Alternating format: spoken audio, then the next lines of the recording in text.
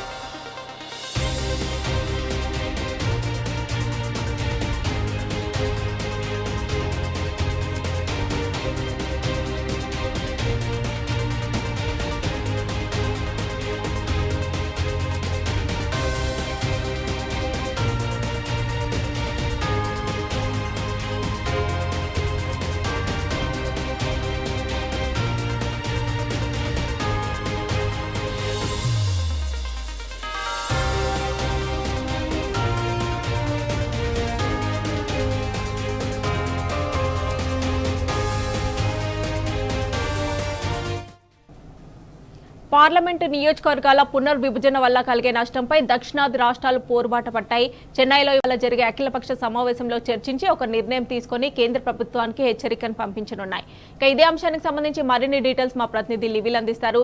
లివిల్ చెప్పండి, ఇవాళ జరిగే చెన్నైలో అఖిలపక్ష సమావేశం జరగనుంది కదా, సో ముఖ్యంగా ఎవరెవరు పాల్గొనున్నారు, అక్కడ ఏ అంశాలు చర్చకు రానున్నాయి?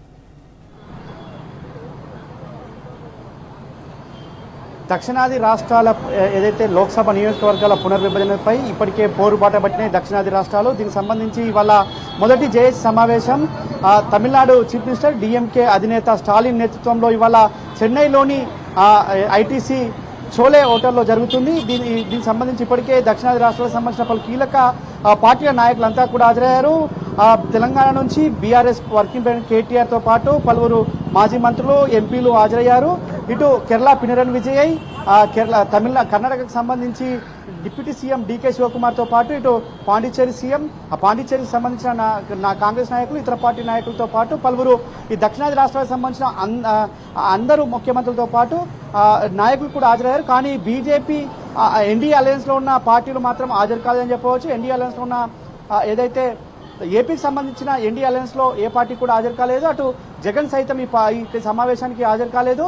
ఈ ఏదైతే దక్షిణాది రాష్ట్రాలకు గత అనేక సంవత్సరాలుగా అనేక పాలకులు వచ్చినా పోయినా దక్షిణాది రాష్ట్రాలకు ఒక చిన్న అన్యాయమే జరుగుతుందని చెప్పేసి మొదటగా బీఆర్ఎస్ అధినేత కేసీఆర్ గతంలోనే అనేక మార్లు ప్రస్తావించారు. దక్షిణాది రాష్ట్రాలకు ఏదైతే ఇచ్చే వాటా కంటే మళ్ళీ తిరిగి ఇచ్చే వాటా చాలా తక్కువగా ఉంటుంది, దక్షిణాది రాష్ట్రాలను అన్యాయానికి గురి చేస్తున్నాయని చెప్పేసి కూడా గతంలో అనేక సందర్భాల్లో దక్షిణాది రాష్ట్రాలకు సంబంధించిన అంశాలను తెరవేసి తీసుకొచ్చారు. అయితే ఇవాళ ఏదైతే డీలిమిటేషన్ అంటే పార్లమెంటు నియోజకవర్గాల డీలిమిటేషన్ అనేది ప్రక్రియ ప్రారంభమవుతుంది. ఈ ప్రక్రియలో ప్రధానంగా దక్షిణాది రాష్ట్రాలు తీవ్ర అన్యాయానికి గురవుతున్నాయి.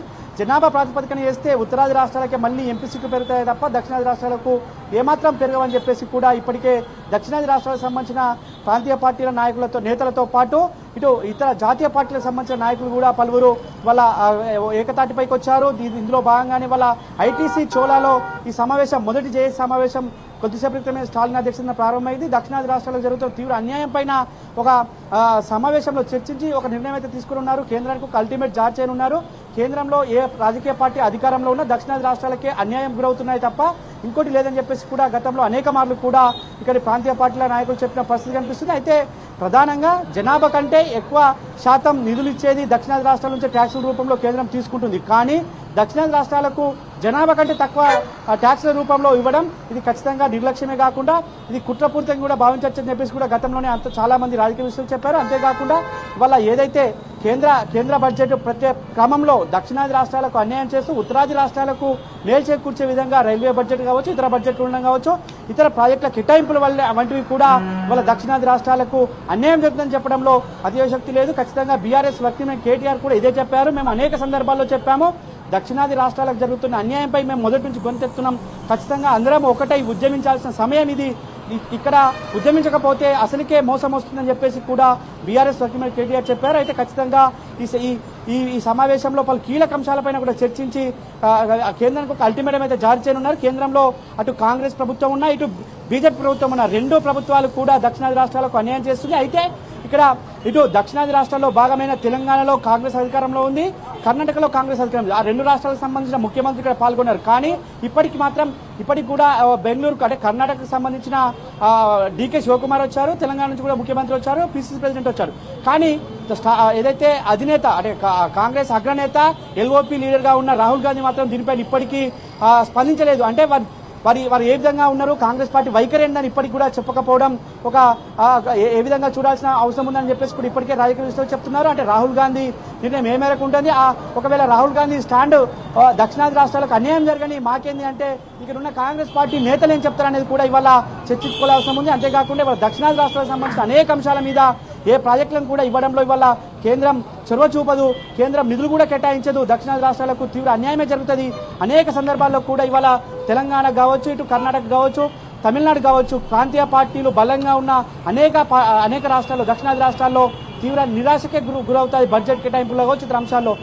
ఈ విషయాన్ని పదే గతంలోనే బీఆర్ఎస్ అధినేత కేసీఆర్ కూడా చెప్పిన పరిస్థితి మనం చూసాం. అనేక సందర్భాల్లో ప్రధానమంత్రికి లేఖ రాశారు, దక్షిణాది రాష్ట్రాలను మీరు చిన్న చూపు చూస్తున్నారు, చులకన భావంతో మీరు మెదులుతున్నారు, ఇది కరెక్ట్ కాదని చెప్పేసి కూడా గతంలోనే చెప్పారు. అయితే ఇవాళ ఈ దక్షిణాది రాష్ట్రాల సమావేశంలో బీఆర్ఎస్ అధినేత కేసీఆర్ చెప్పిన అంశాలతో పాటు మరిన్ని అంశాలను కూడా బీఆర్ఎస్ వర్కింగ్ ప్రెసిడెంట్ కేటీఆర్ ఈ సమావేశం వేదికగా చెప్పనున్నారు. అయితే ఇందులో భాగంగా కాంగ్రెస్ ప్రభుత్వం తమిళనాడు కర్ణాటకలో ఉంది, ఇటు తెలంగాణలో ఉంది. కానీ కేంద్రంలో అపోజిషన్లో ఉన్న రాహుల్ గాంధీ ఇప్పటి వరకు నోరు మెదపకపోవడానికి కారణం ఏందనేది కూడా కొన్ని సందేహాలు వెలువెత్తున్నాయి. ఈ నేపథ్యంలో ఎలాంటి అడిగేస్తారు వారు, ఏ విధంగా ముందుకెళ్తారంటే మొదటి నుంచి కూడా బీఆర్ఎస్ నేత చెప్పేది ఒకటే, దక్షిణాది రాష్ట్రాలైనా ఇటు దక్షిణాది రాష్ట్రాలకు తీవ్ర అన్యాయం చేయడంలో బీజేపీ అయినా కాంగ్రెస్ అయినా ఒకే సూత్రము అప్పీల్ చేస్తాయి తప్ప అంతకు మించేం లేదు. కనుక ఖచ్చితంగా కేంద్రంలో ఎవరు అధికారంలో ఉన్న దక్షిణాది రాష్ట్రాలకు రావాల్సిన వాటాలపైన, దక్షిణాది రాష్ట్రాలకు చెందాల్సిన హక్కులపైన పోరాడుతుంది అని చెప్పేసి చెప్పారు. అంతేకాకుండా వాళ్ళ పార్లమెంటు నియోజకవర్గాల పునర్విభజన సంబంధించి కూడా